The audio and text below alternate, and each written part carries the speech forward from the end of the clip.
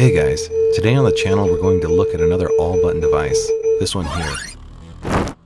Alpenmeister!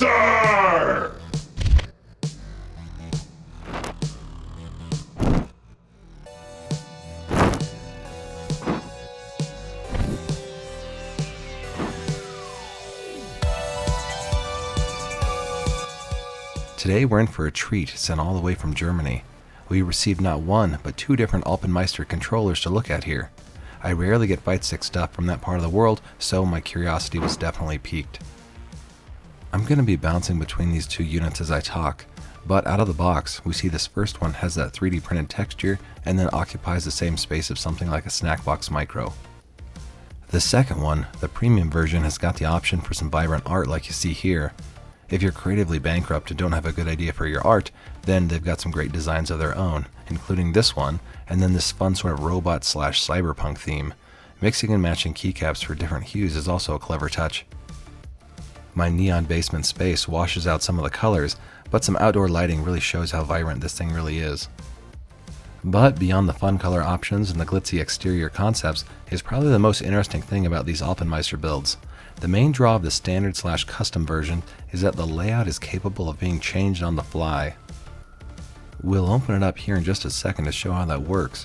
We've got a couple different layouts we can change around, and then there's even more available on their website. Firstly though, the footprints and layouts look pretty similar at a glance, but they do have a few differences, including where the USB-C connection stubs in, either on the back or the side, but not both.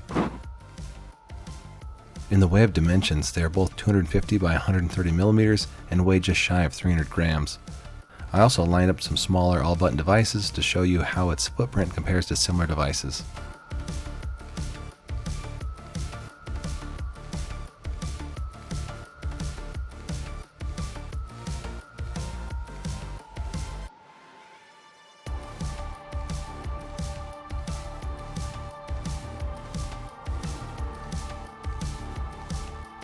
As far as buttons go, the tops are either injection molded semi-transparent spiral caps or injection molded opaque black ones, depending on your pick, and both feel smooth and good.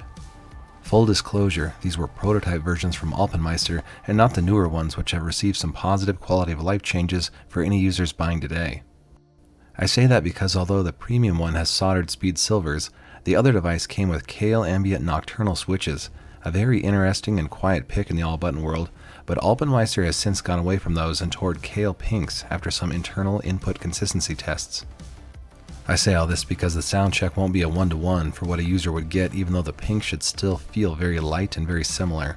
Still, reds are usually the default in these kind of devices, so it's refreshing to see something just a bit different all the same.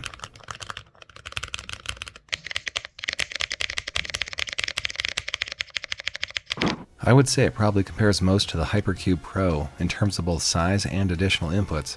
However, it's the matter of inputs which sets the Alpenmeister brand apart from most others. That's because the way these boards are designed, a user can easily remove the cover, pull out the hot swappable switches, and place them in the sockets on the board wherever they want. And with the exception of two sockets that are linked, you can also remap every single one. That really opens up the possibilities in terms of what a user can do.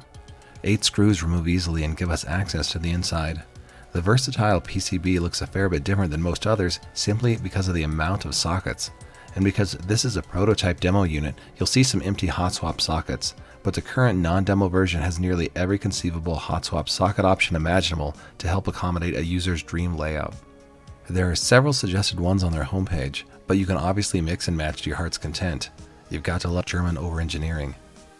I can never find a switch puller when I need one for a video, but I work the switches out gently all the same. Once you've got the new ones where you want and you've screwed down the new faceplate, you need to remap your functions to your new button placements. You will do this by holding S2, the top right aux button, as you plug the device into your PC. There you'll need to type this address into your URL bar, which will take you to the web configurator for GP2040CE. Here you can install newer versions of the firmware, tweak SOCD settings, and change pins to make your own custom configurations. The devices are really interesting, and I could see someone who wanted to try a wild new layout, or even the same layout, just with one hand slightly raised or something, as someone who might enjoy this type of device. The downside is that you'll have to invest in a variety of faceplates to do your mixing and matching, but Alpenmeister can provide. The upside is that these are some of the most customizable controllers I've ever experienced. Even after finishing a play session, I was thinking back to what other fun layouts could work with this device and what games might benefit from less typical button or hand placements. Let me know if you think of something I need to try in the comments below. Anyway, these video prototypes are somewhat outdated now, but that's good news all the same, because the Alpenmeister shop options have only gotten better. The premium acrylic now has a display and a slightly modified button placement.